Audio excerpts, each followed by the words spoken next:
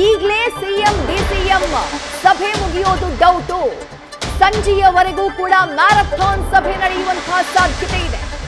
ಇಬ್ಬರ ಜೊತೆಗೆ ಪ್ರತ್ಯೇಕ ಚರ್ಚೆಯನ್ನ ಮಾಡ್ತಿದ್ದಾರೆ ಹೈಕಮಾಂಡ್ ನಾಯಕರು. ನಂತರ ಇಬ್ಬರನ್ನು ಮುಖಾಮುಖಿ ಕೂರಿಸಿ ಚರ್ಚೆಯನ್ನ ಮಾಡುವವರಿದ್ದಾರೆ ಹೈಕಮಾಂಡ್ ನಾಯಕರು.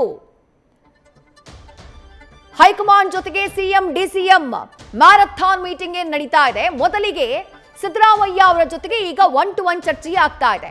ಮೊದಲ ಮಹಡಿಯಲ್ಲಿ ಡಿಕೆ ಶಿವಕುಮಾರ್ ಅವರು ಸದ್ಯ ವೇಟ್ ಮಾಡುವಂತಹ ಕೆಲಸವನ್ನ ಮಾಡ್ತಿದ್ದಾರೆ. ತಮ್ಮ ಸರದಿಗಾಗಿ ವೇಟ್ ಮಾಡ್ತಿದ್ದಾರೆ. ಪ್ರತ್ಯೇಕ ಕೊಠಡಿಯಲ್ಲಿ ಸಿದ್ದರಾಮಯ್ಯ ಅವರನ್ನ ಕೂರಿಸ್ಕೊಂಡು ಮೀಟಿಂಗ್ ಆಗ್ತಾ ಇದೆ. ಮತ್ತೊಂದು ಕಡೆ ಡಿಕೆ ಶಿವಕುಮಾರ್ ಅವರು ಸದ್ಯ ವೇಟ್ ಮಾಡ್ತಿದ್ದಾರೆ. ಯಾವ ರೀತಿಯಾದಂತಹ ತನ್ನ ಸರದಿ ಯಾವಾಗ ಬರಬಹುದು ಅಂತ ಹೇಳಿ. ಹಾಗಾಗಿ ಈ ಸಭೆ 1 ಗಂಟೆನಲ್ಲೋ 2 ಗಂಟೆನಲ್ಲೋ ಮುಗಿಯುವಂತಹ ಸಾಧ್ಯತೆ ಬಹಳ ಕಡಿಮೆ. ನ್ಯೂಸ್ ಫಸ್ಟ್ಗೆ ಲಭ್ಯವಾಗ್ತಾ ಇರುವಂತಹ ಮಾಹಿತಿ ಪ್ರಕಾರ ಈ ಮ್ಯಾರಥಾನ್ ಮೀಟಿಂಗ್ ಏನಿದೆ ಇದು ಸಂಜೆಯ ತನಕನೂ ಎಕ್ಸ್ಟೆಂಡ್ ಆಗುವಂತಹ ಸಾಧ್ಯತೆ ಇದೆ.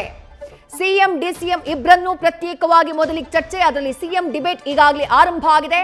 ಮುಖ್ಯಮಂತ್ರಿಗಳ ಅಹವಾಲನ್ನ ಸ್ವೀಕರಿಸುವಂತಹ ಕೆಲಸ ಆಲ್ರೆಡಿ ಆರಂಭ ಆಗ್ಬಿಟ್ಟಿದೆ. ಅದಾದ ನಂತರ ಡಿಸಿಎಂ ಡಿಕೆ ಶಿವಕುಮಾರ್ ಅವರ ಜೊತೆಗೆ ಪ್ರತ್ಯೇಕವಾದಂತಹ ಮಾತುಕತೆಯಾಗುತ್ತೆ.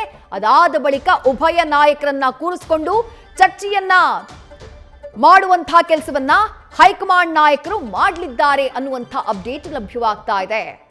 ಡಿಸಿಷನ್ ತೆಗೆದುಕೊಳ್ಳೋದು ಅಷ್ಟು ಸುಲಭ ಇಲ್ಲ ಹೈಕಮಾಂಡ್ ನಾಯಕರಿಗೆ.